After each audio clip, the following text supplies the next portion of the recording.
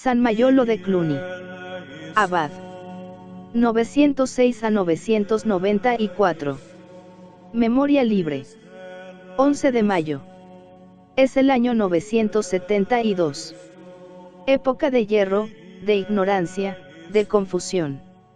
Caminos inseguros, ciudades abrasadas, tronos que se tambalean. Una nutrida caravana cruza los Alpes en dirección a Italia. Ya han bajado las cumbres del Gran San Bernardo, han atravesado el Piamonte y empiezan a recorrer los pintorescos valles del Delfinado. Están alegres, porque han dejado muchos otros peligros, y a su vista se extienden las tierras mediterráneas, cubiertas de viñedos y praderas. Caminan lentamente, al paso de los mulos y los jumentos, unas veces abismados en profundo silencio, otras recitando graves salmodias. En el grupo dominan el bordón del peregrino y la capucha del monje, pero se ven también algunas espadas de pajes y escuderos. De pronto trae el viento relinchos confusos de caballos, y tras los relinchos se oye un violento galopar que estremece la tierra. Los viajeros se dispersan, internándose unos en los bosques vecinos, refugiándose otros tras los muros de una fortaleza o acurrucándose al abrigo de un peñasco. Detrás de ellos corren los jinetes blandiendo la cimitarra y disparando sus flechas. Cubren sus hombros amplios albornoces, y blancos turbantes les ciñen la frente. Son moros, una banda de piratas moros, que, venidos de España, han logrado hacerse fuertes en aquellas alturas. Y va llegando la presa, mulos cargados de víveres, fugitivos renqueantes y sangrantes, monjes maniatados. Llega también un anciano de talla prócer y mirada bondadosa. Solo él parece sereno en medio de aquella multitud de gentes que lloran, tiemblan, gritan y amenazan. Mientras los demás huían, él se sentó en una piedra, resignado a la aventura irremediable.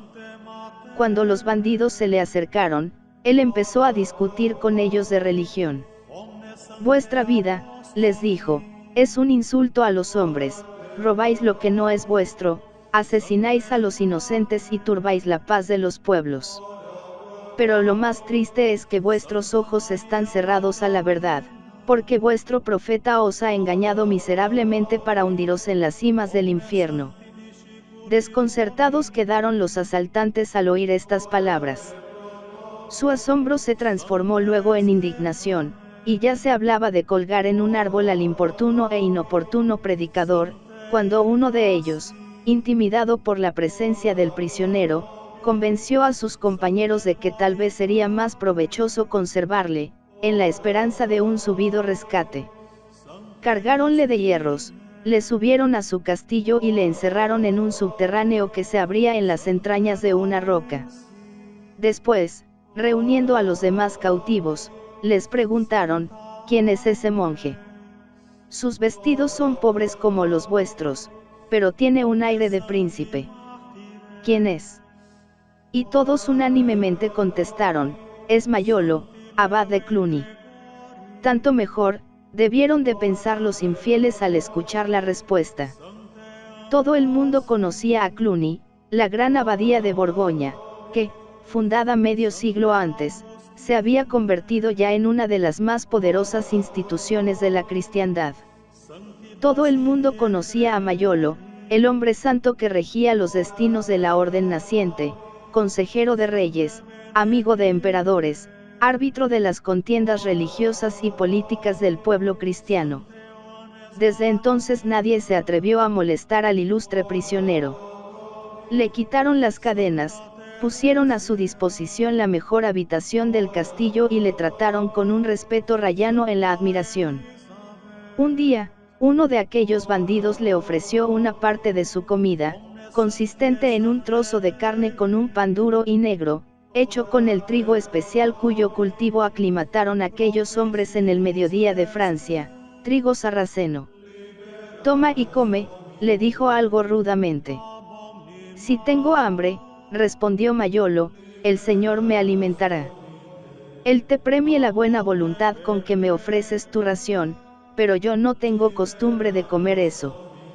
Otro camarada, creyendo que rehusaba el pan por estar demasiado duro, se remangó los brazos, se lavó las manos, amasó rápidamente sobre su escudo 2 puñados de harina, puso el pan a la lumbre y se lo ofreció con todo respeto. Aquellos salteadores de camino se habían convertido casi en personas decentes. Ponían toda su buena voluntad por complacer a su prisionero y hacerle tolerable la reclusión. Uno de ellos pisó un día, por un descuido, la Biblia del abad. Mayolo no pudo menos de exhalar un suspiro al ver aquella profanación, sin darse cuenta de la importancia que podía tener cualquier gesto suyo. El culpable fue ásperamente reprendido por sus compañeros. Es preciso, repetían, tener más respeto por las palabras de los profetas. Él se irritó al oír semejantes reprensiones, pero aquellos hombres supersticiosos, temiendo que el crimen descargase la ira del cielo sobre la compañía, acabaron por cortar el pie al involuntario profanador de la Biblia. Entretanto, seguían las negociaciones del rescate. Mayolo había enviado a Cluny esta carta: a los señores y hermanos de Cluny, Mayolo miserable y cautivo, los dolores de la muerte me han cercado y los torrentes de la iniquidad me llenan de espanto. Enviad, si os place, el precio de mi libertad y de la de mis compañeros. Los musulmanes habían señalado la suma de 1000 libras de plata. Era una cantidad exorbitante, pero los monjes de Cluny y los amigos de Mayolo, entre los cuales había muchos príncipes, la reunieron rápidamente, y al poco tiempo estaba el abad de nuevo entre sus monjes, cantaba en el coro y proseguía su obra de restauración cristiana San Mayolo. Bien se podía dar 1000 libras por la libertad de aquel hombre extraordinario. Hijo de un señor de Provenza, Mayolo tenía en la palabra y en el espíritu la agilidad del meridional. En su alma ardía un fuego que apenas era posible reprimir, pero había aprendido el arte de tenerla siempre serena como un lago. Refiriéndose a sus días de estudiante, podía decir un panegirista suyo: era más blanco que la flor del lirio, era más puro que la nieve, sabía agradar a Cristo, y descollaba sobre sus maestros por la dignidad de su vida. Sus contemporáneos admiraban en él una suprema elegancia, un gesto exquisito, una suave gravedad. Si algo era capaz de romper el equilibrio de su alma, era su pasión por la lectura. Leía siempre, en el monasterio y de viaje. Su sucesor, San Odilon, nos le pinta inclinado durante las vigilias sobre los libros del Areopagita, que eran su carta de marear por el piélago de la vida interior. Siodón, el primero de los grandes abades cluniacenses, había sido una asceta.